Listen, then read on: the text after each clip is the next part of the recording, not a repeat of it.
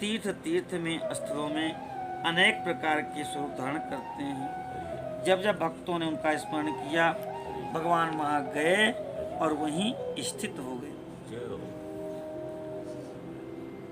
उन लिंगों की पूजा करके शिव भक्त अपनी सिद्धि को प्राप्त कर लेते हैं। भूमंडल में जितने भी लिंग हैं उनकी कोई गणना नहीं है। फिर भी प्रधान लिंगों का परिचय मैं देता हूँ, जिनका नाम सुनने मात्र से पापों का नाश हो जाता है। सौराष्ट्र में सोमनाथ, श्रीशैल पर मल्लिकार्जुन, उज्जैनी में महाकाल, ओंकार तीर्थ में अमलेश्वर, हिमालय के शिखर पर केदारनाथ, डाकिनी तीर्थ में भीमाशंकर, वाराणसी में विश्वनाथ और गोदावरी के तट पर त्र्यंबकेश्वर, चिताभूमि में बैद्यनाथ, तारुकावन में नागेश्वर, सेतुवन में रामेश्वर, शिवालय में घुसमेश्वर भगवान, इनका स्मरण करें। कहते हैं प्रतिदिन प्रातः उठ करके जो इन 12 नामों का स्मरण करता है वह समस्त पापों से मुक्त हो जाता है और समस्त सिद्धियों के फल को प्राप्त कर लेता है। जो मनुष्य भगवान की इन दिव्य ज्योतिर्लिंगों का पाठ करते हैं उनके मनोरथ अवश्य पूर्ण होते हैं। जो निष्काम भाव से इन भगवान के ज्योतिर्लिंगों का स्मरण करते हैं उनको कभी भी माता के गर्भ में निवास नहीं करना पड़ता। इन सब के पूजन मात्र से इस लोक और परलोक में जीव का परम कल्याण होता है। इन 12 ज्योतिर्लिंगों का नैवेद्य प्रयत्न पूर्वक खाना चाहिए।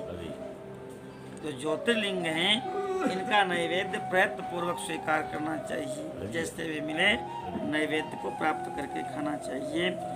इन ज्योतिर्लिंगों का नैवेद्य खाने से उसी समय तब तक के किए हुए सारे पाप जल करके भस्म हो जाते हैं।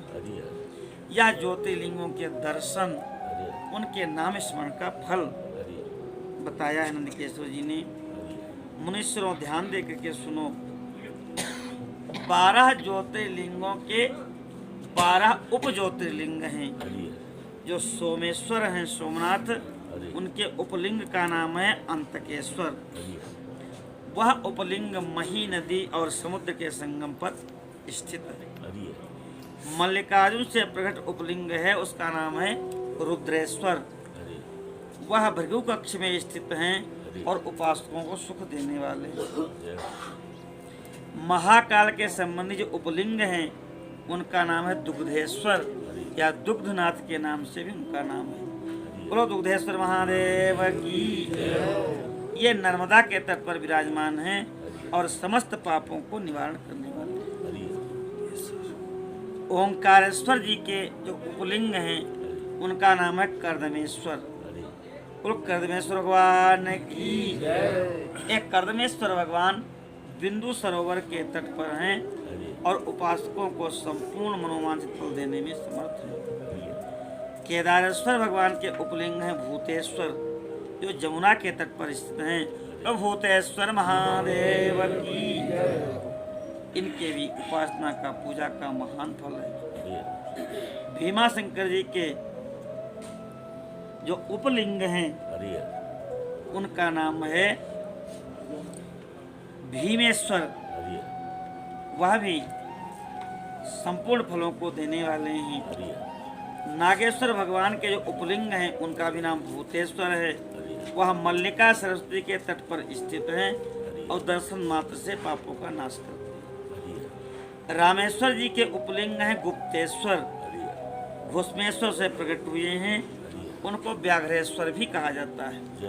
बोलो व्याघ्रेश्वर महादेव की जय। इस प्रकार से 12 ज्योतिर्लिंग हैं और 12 ज्योतिर्उपलिंग हैं। सूर्य जी कहते हैं मुनीश्वरों, गंगा के तट पर सुप्रसिद्ध मुक्तिदायिनी काशीपुरी है, जो भगवान शिव की निवास स्थली मानी जाती है। उस पुरी को शिवलिंगमयी ही समझना चाहिए। और इतना कहकर के सूत जी ने काशी के अविमुक्तेश्वर, कृत्यवासेश्वर, तिलभांडेश्वर दशाश्वमेध और आदि गंगा सागर आदि के संगमेश्वर, भूतेश्वर, नारीश्वर, बटुकेश्वर, पूरेश्वर, सिद्धनाथेश्वर, दूरेश्वर, श्रृंगेश्वर, वैद्यनाथ, जप्पेश्वर, गोपेश्वर, रंगेश्वर, वामेश्वर, नागेश्वर, कामेश्वर, विमलेश्वर, प्रयाग के ब्रह्मेश्वर, सोमेश्वर, ये प्रयाग में है, भारद्वाजेश्वर, शूलटंकेश्वर, माधवेश्वर और अयोध्या के नागेश्वरनाथ प्रसिद्ध ही हैं। इन शिवलिंगों का वर्णन करके अत्रीश्वर की कथा के प्रसंग में बताया कि अत्रि पत्नी अनुसुईया पर कृपा करके भगवान गंगा जी वहाँ पधारी और अनुसुईया जी ने गंगा जी के तट पर वहाँ निवास करने के लिए भगवान से प्रार्थना किया। उस सिद्धेश्वरनाथ शंकर भगवान की जब प्रार्थना किया, गंगा जी ने कहा कि हे अनुसुईया, यदि तुम 1 वर्ष तक की हुई शंकर जी की पूजा और पति सेवा का फल मुझे दे दो तो मैं देवताओं का उपकार करने के लिए सदा यहाँ स्थित रहूँगा। शंकर जी को बुलाया अनुसुईया माँ ने और गंगा जी को भी बुलाया। तो गंगा जी ने कहा मैं रहूँगी तो भला, लेकिन 1 वर्ष तक जो तुमने शिव जी की पूजा किया है उसका फल और 1 वर्ष का जो तुमने पति की सेवा किया उसका फल मुझे प्रदान करो तो मैं स्थित रहूँगा। पतिव्रता का दर्शन करके मेरे मन को जैसी प्रसन्नता होती है वैसी दूसरे उपायों से नहीं होती। हे सत्य अनुसुईये, यह मैंने तुमको सत्य सत्य कहा है। आपके दर्शन करके मैं पापों से मुक्त हो गई, विशुद्ध हो गई। पतिव्रता नारी पार्वती के समान पवित्र होती है। ये तुम जगत का कल्याण करना चाहती हो तो मेरी हुई मांगी वस्तु मुझे प्रदान करो।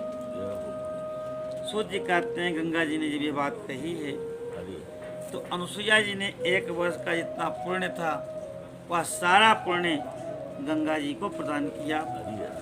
अनुसुईया जी के पतिव्रत संबंधी उस महान कर्म को देखकर महादेव जी प्रसन्न हो गए और पार्थिव लिंग से तत्काल प्रकट होकर के साक्षात उनको दर्शन दिया। शिव जी कहने लगे, हे साध्वी अनुसुईया, तुम्हारा है कर्म देखकर हम बहुत प्रसन्न हैं। हे पतिव्रते, तुम वरदान मांग लो। उस समय महर्षि अत्रि और अनुसुईया पंचमुख भगवान शिव को देखकर के बड़े आश्चर्यचकित हुए। उन्होंने स्तुति किया है, पूजा किया है और शिव जी से कहा कि हे भोलेनाथ, हे देवेश्वर, यदि आप प्रसन्न हैं और जगदम्बा गंगा भी प्रसन्न हैं, आप इस तपोवन में निवास कीजिए और समस्त लोगों के लिए सुखदायक हो जाइए। तब गंगा और शिव दोनों ही प्रसन्न होकर के उस स्थान पर जहाँ वह ऋषि रहते थे प्रतिष्ठित हो गए और इसीलिए इन शिव जी का नाम है अत्रीश्वर। बोलो अत्रेश्वर महादेव भगवान की।